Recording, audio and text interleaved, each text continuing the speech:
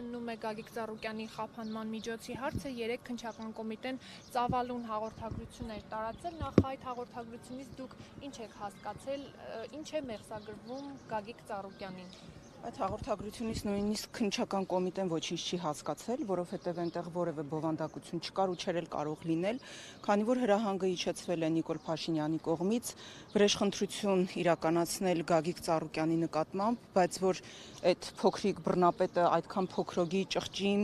եւ այդքան նենգ կգտնվեր, այդքան մանրախնդիր կլիներ, որ նույնիսկ կենթանիներից վրեժխնդրություն կլուծեր կամ կենթանիների միջոցով կփորձեր պարոն Ծառուկյանից վրեժխնդիր լինել, դա արդեն ստորության հատակն է, որ ամեն անգամ մտածում ես, որ արդեն հասել ես հատակին, բայց ներքևից մեկը այնուհանդերձ թակում է, հիմա մենք փաստորեն այդպիսի իրավիճակում ենք։ Ես ձեզ մի տեղեկություն հայտնեմ, որ այն դատավորը, որը հիմա քննում է Գագիկ Ծառուկյանի գործը, դա այն նույն դատավորն է, որը Նիկոլ Փաշինյանի ապօրինի հրահանգով Մայր Հայաստան կուսակցության նախագահ Անդրանիկ Թևանյանի նկատմամբ կարված գործով կալանքի որոշում է տվել։ Եվ հաշվի առնելով նաև այն հանգամանքը, որ այսօր մամուլում գրվեց, որ այդ դատավորի տիկինն էլ աշխատում է ԲԴԽ-ում,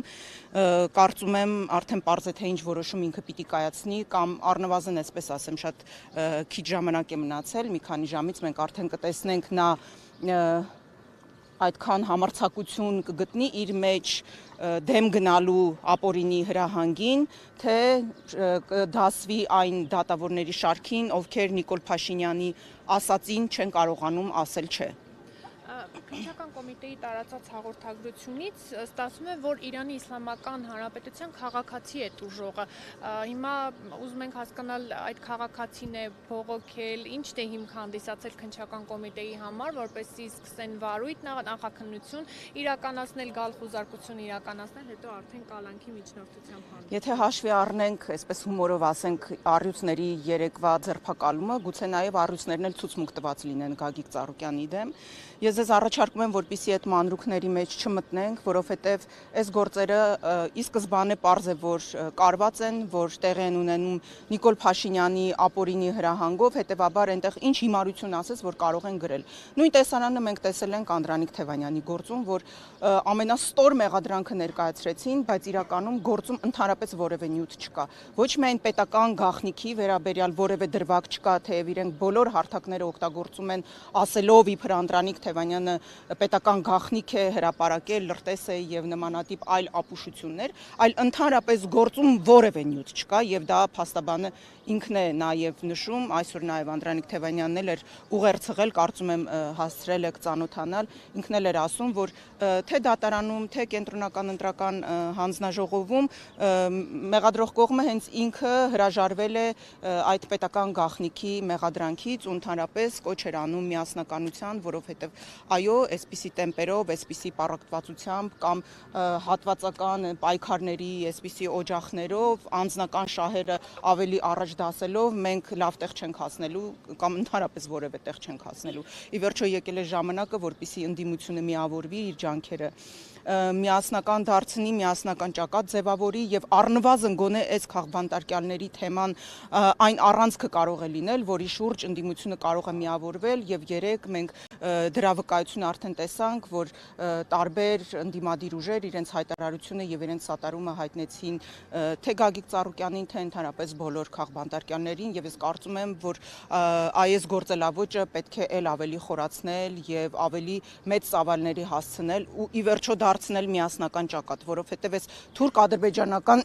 օրակարգը սպասարկող իշխանությունների դեմ միայն միասնական ջանքերով կարելի է պայքարել։ Մանուկյան, այդ համախմբումը մենք գրեթե միշտ տեսնում ենք, երբ հասնում է արդեն գործը դատարան, բայց բացի այդ վճռականորեն դատապարտելու կոչերից, սատարումներից, ուր են հիմա օրինակ այստեղ ընդդիմադիր քաղաքական գործիչները եւ նաեւ հայտարարեցին, որ մանդատներն են վերցնելու։ Դուք այս որոշումը որքանով եք ճիշտ գնահատում, որովհետեւ համացանցում էլ քննարկում են, քննադատում են, ասում են փաստորեն իշխանությանը եւ խորհրդարան անցած ընդդիմադիր ուժերին խանգարում էր Բարգավաճ Հայաստան կուսակցությունը, բոլորը հաշտվել են, մանդատները վերցնում են եւ նոր գումարման ազգային ժողով են։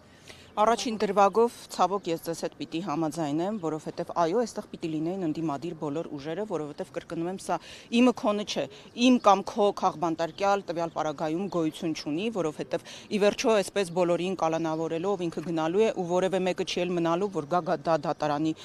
արչև խոսի կամ իր սատարումը հայտնի։ Ինչ վերաբերում է մանդատները վերցնելուն, ապա ես ի սկզբանե ասել եմ, որ ընդդիմությունը ինչ որոշում էլ որ կայացնի, պետք է շատ պարզ եւ անկեղծ լինի քաղաքացիների հետ ու բացատրի, թե ինչի է այդ քայլին գնում, ինչի համար է վերցնում մանդատները, ինչ է անելու դրանից հետո կամ ինչի համար չի վերցնում եւ ինչ է անելու դրանից հետո։ Հիմա որոշակի բացատրություններ հնչեցին, ես առաջարկում եմ, որպեսզի ժողովուրդը ինքը իր գնահատականը տա եւ հատկապես ընտրողները, ովքեր իրենց ձայնը տվել են, թե Ուժեղ Հայաստանին, թե Հայաստան Դաշինքին, արդյոք իրենք բավարարված են այն բացատրություններից, որոնք ներկայացվեցին մանդատները վերցնելու համար եւ այն ճանապարհային քարտեզից, որը իրենք նշեցին, որ փաստացի պիտի հասնեն իշխանափոխության, որովհետև անկեղծ լինենք, որ ընդդիմադիր զանգվածը իր ձայնը ընդդիմությանը տվել է ոչ թե ընդդիմություն լինելու, այլ իշխանափոխություն իրականացնելու համար։ Հիմա արդյոք իրենց բավարարում է այդ բացատրությունը եւ ճանապարհային քարտեզը, գնահատականը թող տա ժողովուրդը։ Ես միայն կարող եմ ասել մեր կողմից, Մայր Հայաստանի կողմից, որ մենք մեր ուժերի ներածին չափով, ինչպես որ միշտ եղել է, պատրաստ ենք աջակցել, պատրաստ ենք նպաստել այդ միասնականությանը եւ ջանք չխնայել, որպեսզի օր առաջ ազատվենք այս թուրք-ադրբեջանական օրակարգը սպասարկող իշխանություններից։ Ես եմ շնորհակալ։